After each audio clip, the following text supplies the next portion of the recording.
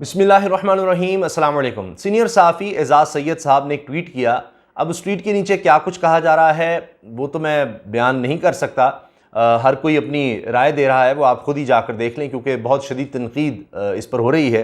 लेकिन जो ख़बर उन्होंने दी है, क्योंकि सहाफ़ी का काम है ख़बर देना, एजाज़ सैयद साहब ने कहा है इमरान खान की अहलिया बुशरा बीबी के गिर्द दायरा तंग कर लिया गया, अगले चंद रोज़ में गिरफ्तार भी हो सकती हैं। अब ये बहुत बड़ी खबर है। आपने देखा कि कुछ दिनों से बहुत ज़्यादा तनकीद शुरू हो गई और ये बात शुरू हो गई कि जी इमरान खान को हर सूरत हमने गिरफ़्तार करना है। और अब फ़रा साहिबा का मामला काफ़ी दिन से चल रहा है, तो किसी तरह से ये कोशिश हो रही है कि उसको जोड़ा जा सके इमरान खान साहब से। अब एजाज़ सईद साहब ने जो कहा है कि जी इमरान खान की अहलिया बुशरा बीबी के गिर्द घेरा तंग कर लिया गया, अगले चंद रोज़ में गिरफ़्तार भी हो सकती हैं। तो ये जो घेरा तंग है, ये असल में काफ़ी दिनों से कोशिश हो रही है और ये अभी हुकूमत आई भी नहीं थी तब से ये फ़ैसला किया गया है। अच्छा, उसके बाद मुझे याद है मैंने एक वीडियो भी इस पर बनाई थी कि शहबाज शरीफ साहब ने, अभी वो वज़ीर-ए-आज़म नहीं बने थे, उस वक्त ही इंटरव्यू दिया था जब उन्होंने इंटरव्यूज़ का सिलसिला शुरू किया, जब ये रजीम चेंज का सारा मामला नज़र आ रहा था। तो उसी वक्त उन्होंने कह दिया था कि जी हम आएंगे तो इमरान खान को और उनकी अहलिया को नहीं छोड़ेंगे। तो ये पूरा उनका उस वक्त भी प्लान था और वो इसकी पूरी तैयारी कर रहे थे और उन्होंने कहा था जी हम चीज़ें इकट्ठी कर रहे हैं। अब जाहिर है कि उनको पहले से ही रजीम चेंज जब हो रही थी तो उसी वक्त जाहिर है प्लान A, B, C होता है। तो ये सोचा तो नहीं गया था कि इतना ज़्यादा अवाम में रिएक्शन आ जाएगा। तो जब अवामी रिएक्शन इतना ज़्यादा आ गया तो अब आप देख रहे हैं कहीं तैयबा गुल का मामला आता है, कहीं कोई और मामला आता है, तो किसी न किसी तरह से इमरान खान साहब को कोशिश की जा रही है गिरफ्तार किया जाए। अच्छा, अब ये सिर्फ ये नहीं है कि मैं तज्जिया कर रहा हूं या आपको बता रहा हूं कि अंदर क्या खबर चल रही है। अगर आप बयानात ही देख लें, राना सनाउल्लाह साहब वज़ीर दाखिला हैं और वो ये बारहा कह चुके हैं कि हम हर सूरत इमरान खान को गिरफ्तार करना चाहते हैं, लेकिन हम पक्का हाथ डालना चाहते हैं। अब पक्का हाथ डाल नहीं रहा, लेकिन यहाँ पक्के हाथ डालने की कोई ज़रूरत भी नहीं होती। जब आपने सोच लिया हो, वो होता है ना फिल इन द ब्लैंक्स, बस आपने सोचा है कि करना है तो फिर सोचा जाता है कि अब किस तरह से घेरा डालना है, वो जो घेरा तंग करना है ना, वो क्या करना है। अब पहले तो आपने देखा कि इनके हवाले से भी एक ऑडियो आ गई इमरान खान साहब की अहलिया के हवाले से, और मुबीना ऑडियो फिर उसको शेयर किया गया, मेन स्ट्रीम मीडिया पर चलाया गया। अच्छा, कोई तहकीक नहीं, कोई नहीं कर रहा कि जनाब ये असली है, कहाँ से आई, किस तरह आई, इसका कोई फोरेंसिक है या नहीं है। नहीं, बस सिर्फ वो ऑडियो चलवाई गई और उसके बाद कहा गया, बल्कि एक प्रोग्राम में मैं देख रहा था, गरीदा फ़ारूकी साहिबा हैं उसमें, महर साहिबा थी और मेरे ख्याल मंसूर अली खान साहब उसको कर रहे थे, तो और जावेद चौधरी साहब थे। वो सोशल मीडिया पर बड़ा डिस्कस हुआ कि गरीदा बार बार ये कह रही थी कि ये 100% ये ऑडियो दुरुस्त है, मैं आपको यकीन से कह सकती हूँ दुरुस्त है। तो फिर उनसे सवाल महर साहिबा ने भी किया, महर बासी साहिबा ने, और जावेद चौधरी साहब ने भी, किस तरह आपने इसकी तहकीक किया, कोई फोरेंसिक है वो, तो इस तरह की बात हुई। तो मीडिया में ये यानी इसको यकीन दिलाने की कोशिश की गई कि जी ये बिल्कुल सही है और इससे बड़ा मुल्क का नुकसान हुआ है और ये सारा कुछ। अब वही है घेरा तंग करना। तो अब आप देखिए, तैयबा साहिबा का एक मामला आया, वो चेयरमैन नैब के साथ है। अब वो उनसे बयान यह आ गया है कि जनाब 45 दिन तक उनको प्राइम मिनिस्टर हाउस में रखा गया। अब दूसरी तरफ से तहरीक इंसाफ की तरफ से कहा जा रहा है कि भाई एक एक चीज़ का रिकॉर्ड होता है, किस तरह प्राइम मिनिस्टर हाउस में इतने अरसे अपने खामंद के साथ थी, कोई मुकदमा क्यों नहीं किया गया कि वो कहाँ हैं, किसी से मिल नहीं सकती, कोई रिश्तेदार को पूछे तो सही कि अगवा हो गई, कहाँ हैं। तो ये अजीब व गरीब कहानी है। अब इसकी कोई इन्वेस्टिगेशन करेगा या नहीं करेगा। अब मुख्तलिफ केसेस बनाए जा रहे हैं, कहीं आयशा गुल अलई दोबारा सामने आ जाती हैं, कभी कुछ कभी कुछ। पहले तो आते ही तोशा खाना खोलने की कोशिश की गई, कभी हेलीकॉप्टर का जिक्र किया गया, वो बात नहीं बन सकी। फिर कहा गया कि अच्छा तोशा खाना के तहफ़ किधर गए। फिर जाहिर है कि पता चला कि हमने उससे कहीं ज़्यादा तहफ़ लिए हुए हैं और कहीं ज़्यादा बेज़ाब्तियाँ की हुई हैं, सारा रिकॉर्ड हमें सामने लाना पड़ेगा। तो वो भी फिर दब गया। लेकिन ये जो घेरा तंग करने का मामला है, ये सिलसिला रुका नहीं है। ये इंटरव्यू मौजूद है शहबाज शरीफ साहब का, आप वो देख सकते हैं। काफ़ी अर्सा पहले मैंने उस पर पूरी तफसीली वीडियो भी बनाई थी कि गिरफ्तारी की तैयारियां, आते ही हुकूमत में क्या करना है। तो पहला काम यही करना चाहते थे, इनका फोकस ही ये था। और आप देखें कि अगर आप इस चीज़ के कायल हैं कि अगर तारीख़ देखी जाए तो उसी से हमें पता लग जाता है कि एक शख्स है, आप अंदाज़ा लगाएंगे कि एक साहब ने बड़ी अच्छी मुझे मिसाल दी कि जी अगर आपसे पूछा जाए ये बच्चा है, ये 6ठी जमात में है, तो ये कौन सी पोजीशन लेगा, तो उसका आप कैसे जवाब देंगे। आप देखेंगे अच्छा 5वीं में इसकी क्या थी, चौथी, तीसरी, दूसरी, पहली जमात में इसकी पोजीशन क्या थी, तो उससे आप अंदाज़ा लगाएंगे कि अच्छा ये इसने पहले ये पोजीशंस ली हैं, पहली पोजीशन पे आता रहा है, फर्ज करें तो इस दफ़ा भी ये फिर पहली पोजीशन लेगा, आप अंदाज़ा इसी तरह लगाएंगे। तो मिसाल देने का मकसद ये है कि आप तारीख देखते हैं तो आप फिर मुस्तकबिल के बारे में पेशगोई कर सकते हैं। सबसे अच्छी पेशगोई तारीख को पढ़कर की जा सकती है। तो अगर आप इनकी पीडीएम की या नवाज शरीफ साहब या इनकी अगर तारीख देखें तो हमेशा अपने मुखालिफिन को, चाहे वो बेनज़ीर या जरदारी थे उस वक्त, तो उनको उन्होंने केसेस में उलझाना होता है, जजेस को फ़ोन करने होते हैं। मलिक अब्दुल क़य्यूम साहब जज थे, वो फ़ोन कॉल सारों के सामने है। कभी उस वक्त सैफुर रहमान साहब थे, वो एहतसाब के करता धरता थे, उनकी कॉल है। कहीं शहबाज शरीफ साहब की कॉल है कि जी बड़े मियाँ साहब ये कह रहे हैं ऐसे पकड़ना है, ये वो कह रहे कर देंगे, ये कर देंगे, वो कर देंगे फला। तो आप देखें कि ये सिलसिला जारी रहता है। आज इमरान रियाज के साथ क्या हो रहा है, यानी सोच लिया गया था कि जनाब उसके खिलाफ अब उसको पकड़ना है, धमकियां थी, सारा कुछ था, फिर वो किस तरह से करना है वो बाद में बनाया जाता है। पहले सोच ये होती है कि अच्छा इसको सबक सिखाना है, फिर वो सारा घेरा डाला जाता है।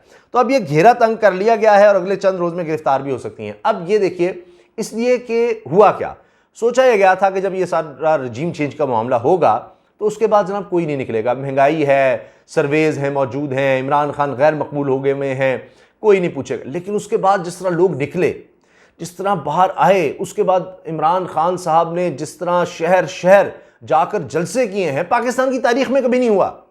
खुद एयाज अमीर साहब, जिनको जिस तरह सदुकोप किया गया, उन्होंने कॉलम में लिखा है कि वो भी उनमें शामिल, तो कहते थे कौन निकलेगा यहाँ, इस कौम में कभी कोई नहीं निकलता। लेकिन सबके अंदाजे गलत हो गए और फिर वो सारा जो स्क्रिप्ट था वो उल्टा पड़ गया, कुछ भी नहीं हुआ। अब जाहिर है कि नए से नया स्क्रिप्ट लिखा जा रहा है, वो नहीं चला, अब क्या करें, अच्छा वो निकालो, क्या क्या पीछे से निकाला जा सकता है, ढूंढो इमरान खान को, कुछ स्कैंडल ढूंढो, किस तरह होता है। इमरान खान साहब एक वीडियो बनाकर ये बता चुके हैं कि जी उनको किस तरह से कत्ल किया जा सकता है, क्या कुछ किया जा सकता है, कौन कौन साजिश में शरीक है, वो भी उन्होंने वीडियो बनाकर रखी हुई है।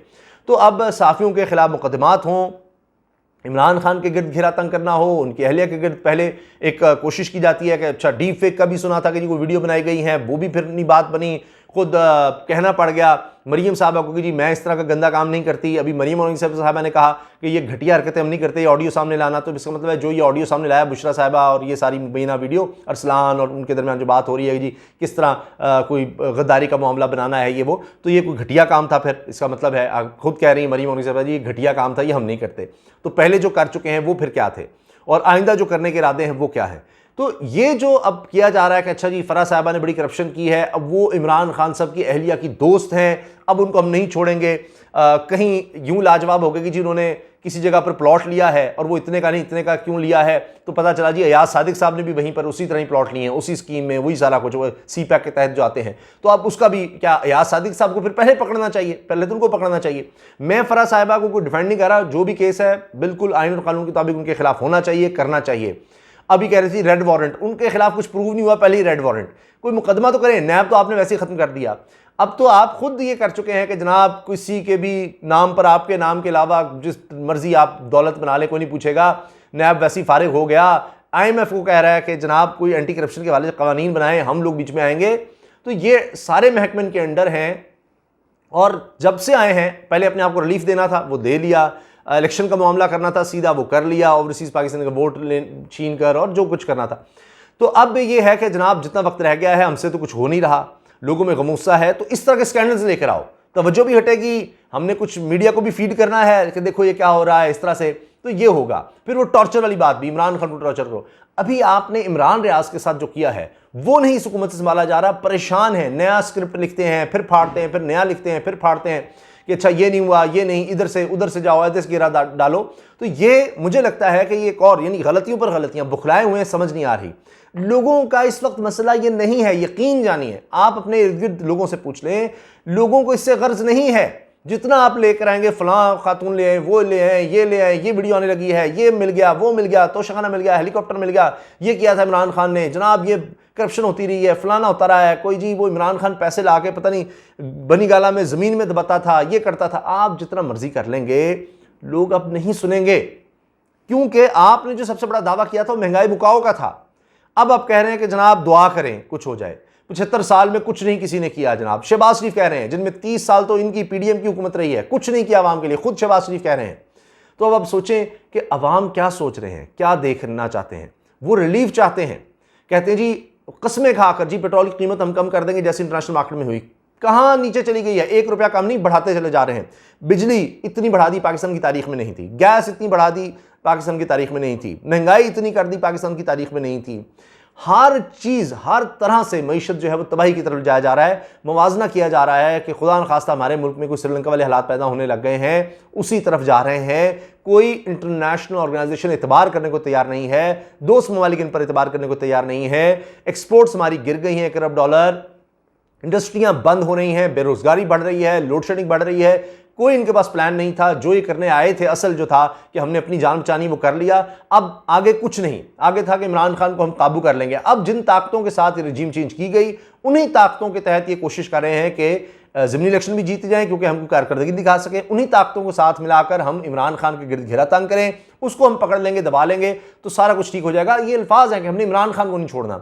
जरदारी साहब जो है ना, वो ये समझा रहे हैं कि भाई तबाही हो जाएगी, आगे नहीं मामला समझ रहे, इमरान खान को तुम गिरफ्तार करोगे तो और मसला होगा। तो इसलिए अब ज़हनी टॉर्चर के तौर पर लगता है कि बुशरा बीबी के गिर्द पहले तो घेरा तंग करना है कि उनके तहत फिर कोई गिरफ्तारी करके शायद इमरान खान तक पहुंचा जाए, फिर उधर देखेंगे लोगों का एक यानी रद्द अमल देखेंगे। अभी आपने इमरान रियाज की दफ़ा देख लिया है, ये भी अगर उन्होंने शौक पूरा करना है करके देख लें, लेकिन आप अपनी गवर्नेंस पर तवज्जो दें, आप लोगों को रिलीफ देने की कोशिश करें, मईशत पर तवज्जो दें। इससे आप और गड़ा अपने लिए खोदेंगे, और जो खोदते चले जा रहे हैं, कितनी कुछ धांधली कर लेंगे, कितना कुछ कर लेंगे आप, तो लोगों का फिर निज़ाम से एतबार उठता चला जाएगा, और उसका नुकसान सबसे ज़्यादा तो इन पार्टियों को होगा ही, लेकिन फिर खुदा न खास्ता मुल्क को इससे नुकसान होगा।